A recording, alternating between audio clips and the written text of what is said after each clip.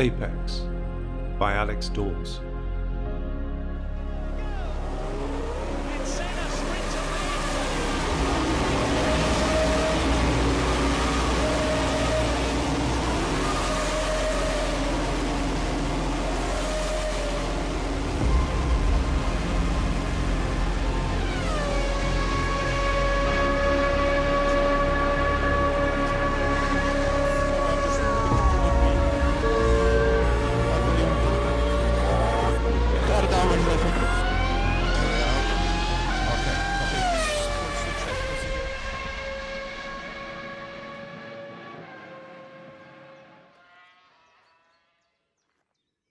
Do it early, while the competition's still in bed and the sky is filled with light and silence.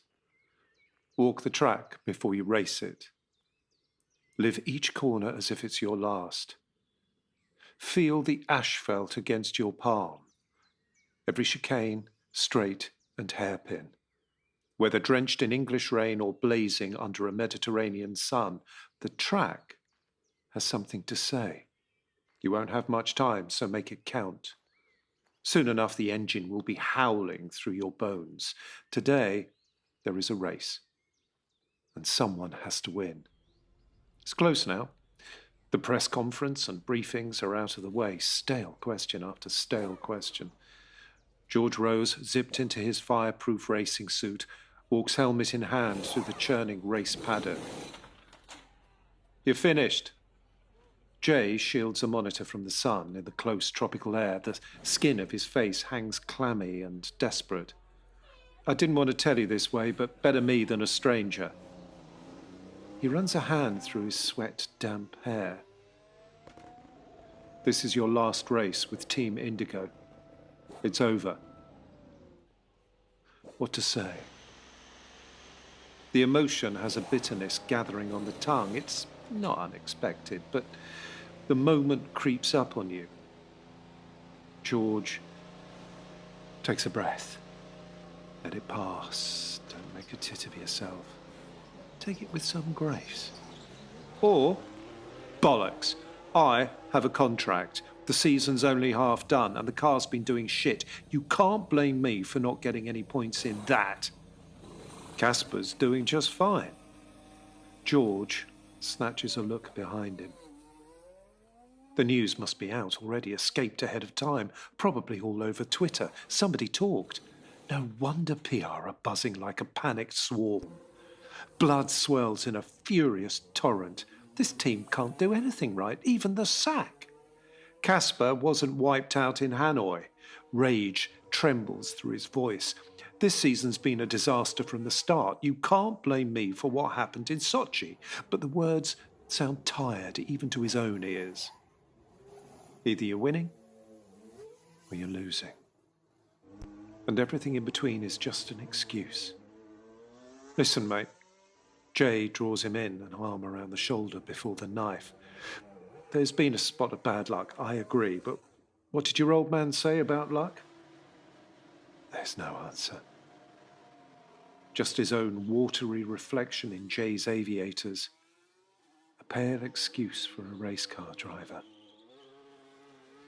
Things haven't been right for 2-3 years, you know that.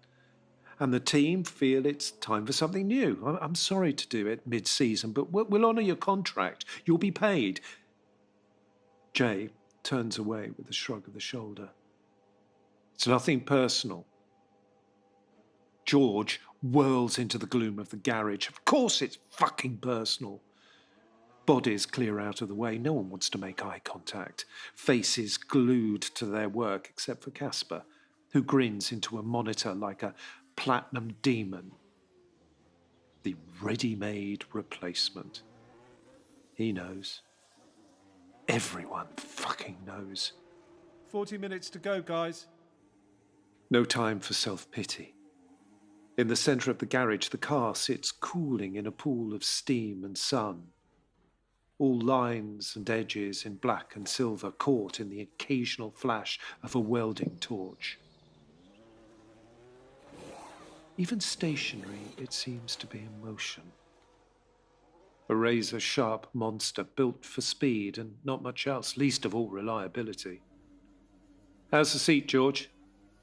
Faceless men crowd the car in helmets, turning and prodding and grinding with tools. Feigned professionalism. Words to a dead man. Fine. On goes the steering wheel, and belts too, for what they're worth. You don't just get into a car like this, you're built into it like a tomb, one brick at a time, with just enough space for the hands and feet and a twitch of the head. How's the weather? For all the dreadful news today, the car was good in practice, coiled and angry and ready to go. Dry, no showers. Hands against the wheel, there's a stiffness there, a tension, and with it comes a familiar comfort. You have no control over anything except this. The car goes where you want it, when she's in the mood. Feels like rain to me. How many times has he done this? 1,000? 1,000,000? The zipping on of the suit, the pressure of the helmet against the head, carting in the rain at Buckmore Park to this. 10 horsepower to 1,000, and now it's over. Just like that. No showers for 20 clicks, George. This can't be the last time I do this. This can't be the last time I feel this way. If you say so.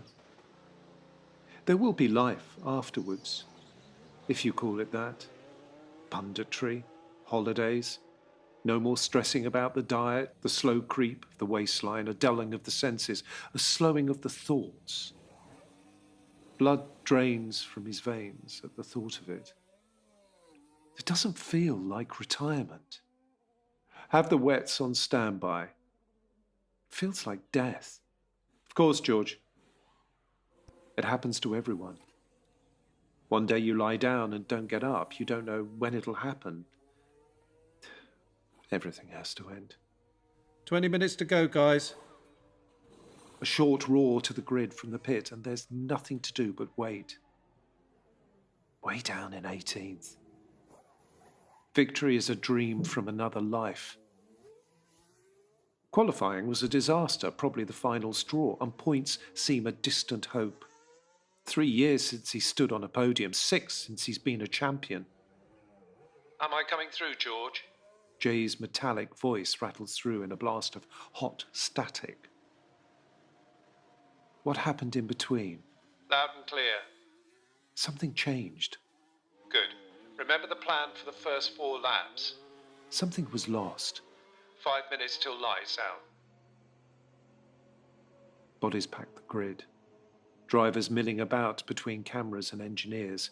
Some blow off steam this way, but not George. He sits and simmers and waits, thinking only of what happens next. The steady beat of the heart. Not reality, hyper-reality. Each turn of the wheel changes everything, and... George? A shadow falls across his lap. Hello, Felix. It's bad form to intrude on another driver before a race. But when has Felix Matthias ever cared about manners? Not when he ran George off the road at Silverstone, not when he shattered his nose cone at Hamburg.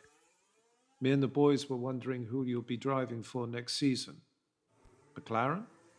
Williams? He flashes a slick white grin. Uber? Is this the famous German sense of humour I've heard so much about? Felix recoils in mock injury. Just concerned about you, friendo. He leans in close so no one can hear. All those divorces must have been hard on your finance. Sad to see an old man racing past his prime for the money. Oh, fuck off, friendo. It wouldn't be that difficult. Maybe go home and polish some of your trophies, eh? To leap out of the car and deck Felix into next week. Oh, that's right. You don't have any. Felix smiles, his face full of cattish smugness. Listen, seriously, I hear today is your last race. We've had some tussles over the years, haven't we?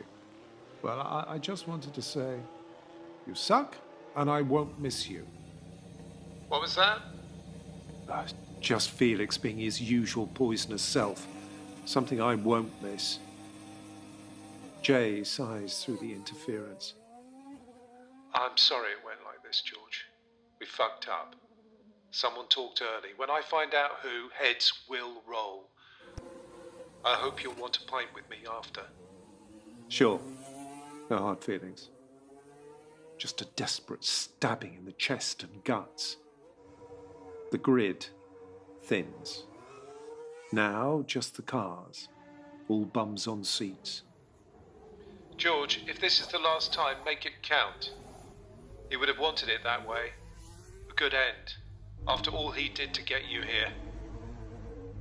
It's close. A shimmer of exhaust haunts each car.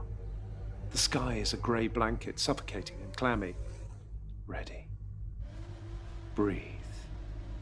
Forget the noise.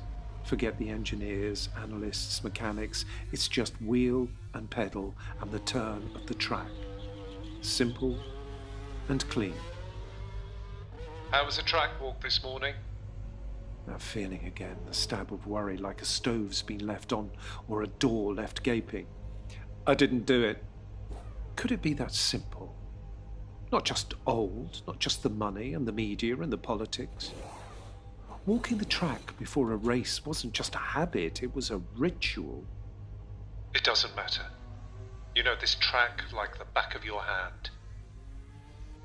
Something was lost along the way. No surprises. Forgotten. 30 seconds. Perhaps it's there somewhere. 3, 2, Out on the track. 1. Lights out. Go, go, go!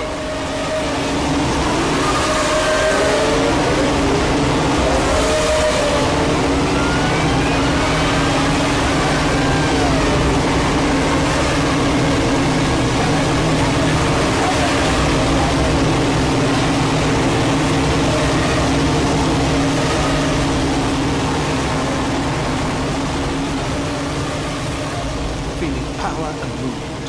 Forward. Into the seething mass of tyre and carbon. Into the howling air. Dissolving into abstract thoughts of self. Slipping away.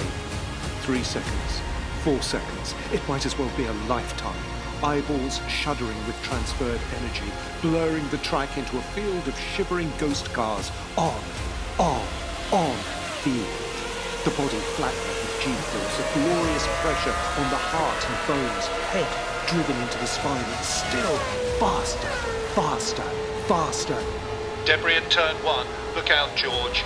Chassis bunched together in a howling swarm as the track bends into the corner, and someone goes. Dust and gravel and whirling metal. Victor Emilio collided. No safety car. There, in the chaos, find the order, the racing line. The surest way from start to finish. Take it and guard it jealously. It takes a sure eye to see it in the plunging madness and nudge the competition out of the way. Driver's okay. 1, 2, 3 cars passed at turn 1, whipping past them in the vortex of a slipstream. No data on that, George. She moves. A temperamental beast, this unreliable, moody, and liable to turn. But now she flies. A feeling comes bubbling through the blood that today will be a good day. That's good work, mate. Keep it up. Give me 54 good laps. Please give me something to remember. No ground given. No inch surrendered. Half a lap and 7 turns in, and there's some fighting to be done, but he's always been a fighter. In Sicily, they called him Liago because he was dogged in pursuit. His nose jabbing away at the rear. Stabbed like a needle until he passed you by. You're up to 11th. Keep it up. Lap 3, and some of the fire goes out. A blocker hogs the line, snaking in and out of a muted sun. Who's in front? Bastard won't shift. Felix Matthias. Who else? Leave it to Felix to piss on his parade, but not today. Pushing hard now. Down the straight, air pressure building like a fist against his heart. Arse 2 inches from the floor, head and helmet heavy as a boulder. Careful, rear tyres heating up. No chance of easing off. This is alive, and everything else is a dream. Pick your moment. Already he sees it. Felix will hog the line at turn 11, so it goes. Front left to rear right. The space tightening, like a spring in a fist. Getting closer. In between heartbeats at the apex of the turn, and all it takes is a deft flick. And Felix is spinning into the gravel in a spray of dirt and dust. He looks inside. Oh, Big crash. The stewards might have something to say about that. Any damage? None. 10 laps. 15. Up he climbs, falling into the dead zone, the hyper-concentrated stupor of half-second eternities, thoughts floating free in a trance of now. Drivers on super soft seem to be struggling. Look out for your front left. Turn and thrust, turn and thrust. More fall away. There hasn't been a race like this in years, not since he was the boy from Wilton Mill. Casper's third. This could be a very good day for us. Remember turn 13. He always does. Turn 13 is a killer. High sausage curbs whirling into a jackknifing spin. It'll cut you to pieces if you let it. Crushing wheel, nose and bone, and flip you if you take it wrong. You'll know about it when it happens. The weight of the car smashing through your collarbone as you heave into the ground. Nothing but the halo over the cockpit stopping your head becoming a smear against the asphalt.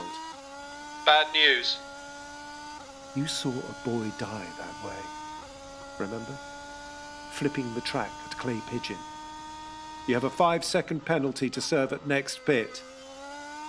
14 years old. And even now the streak of bloody hair. For Felix, we can appeal it later. George, listen. They said you imagined it. He couldn't have been alive when they pulled him from the wreckage. Rain, George, you were right about the rain. The light going out in his eyes. Tyres. We'll need a new strategy. Everyone's on plan B. And there never was any doubt. Even after that, no question Copy, George? of giving up. Because there's nothing else, just this. Copy, Jay.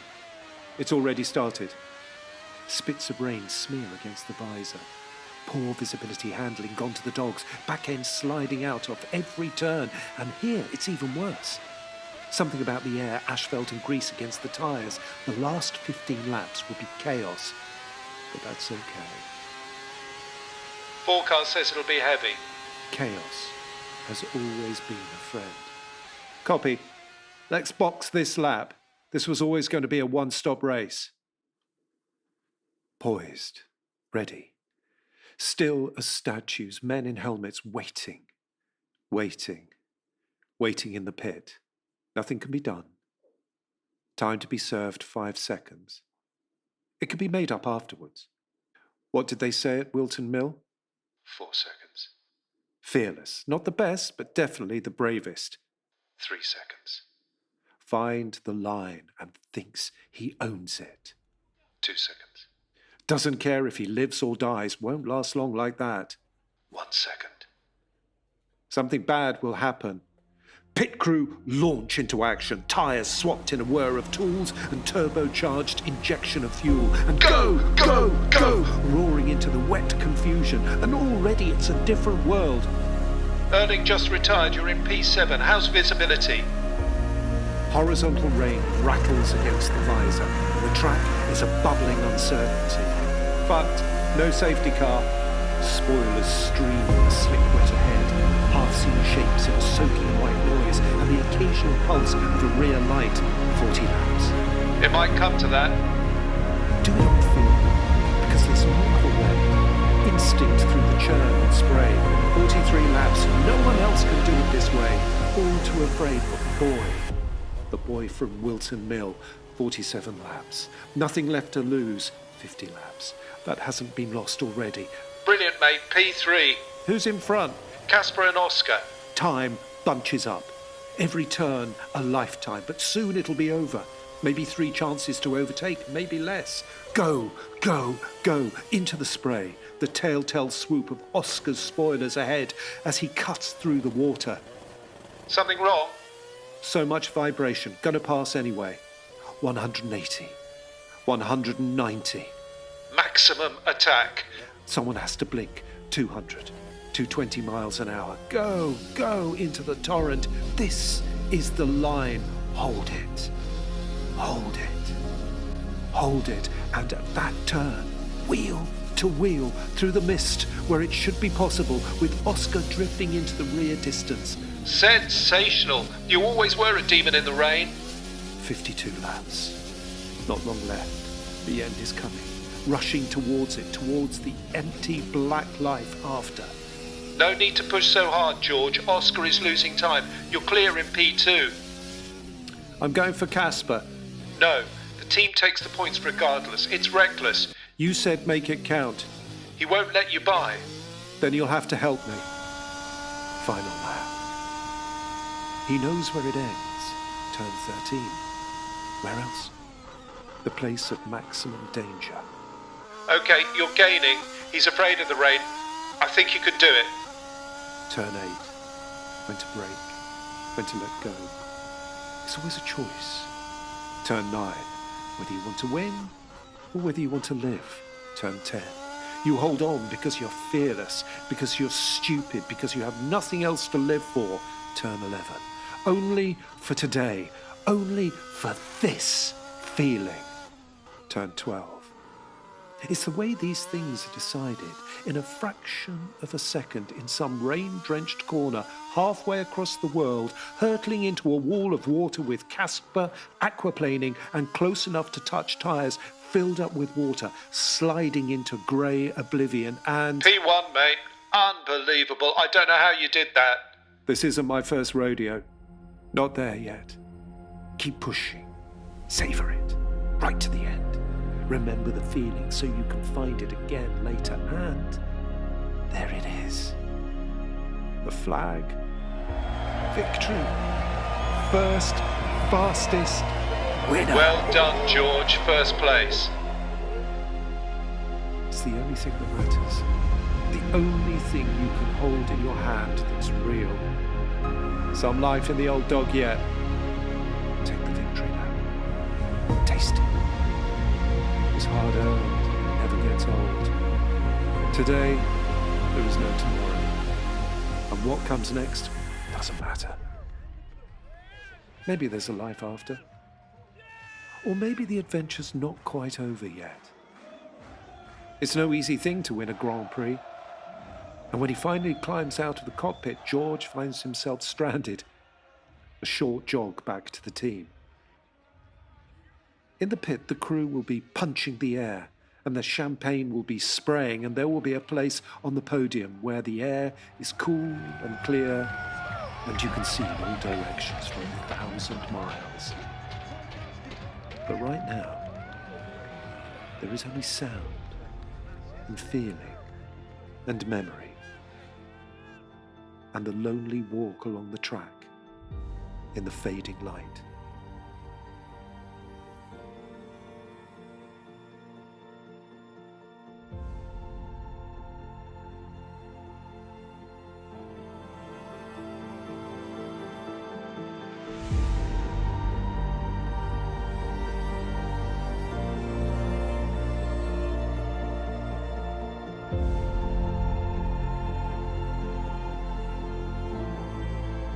Apex. Written by Alex Dawes. Read by Mark Lingwood. Produced by Bibi Berkey. And it was brought to you by Tempest Productions.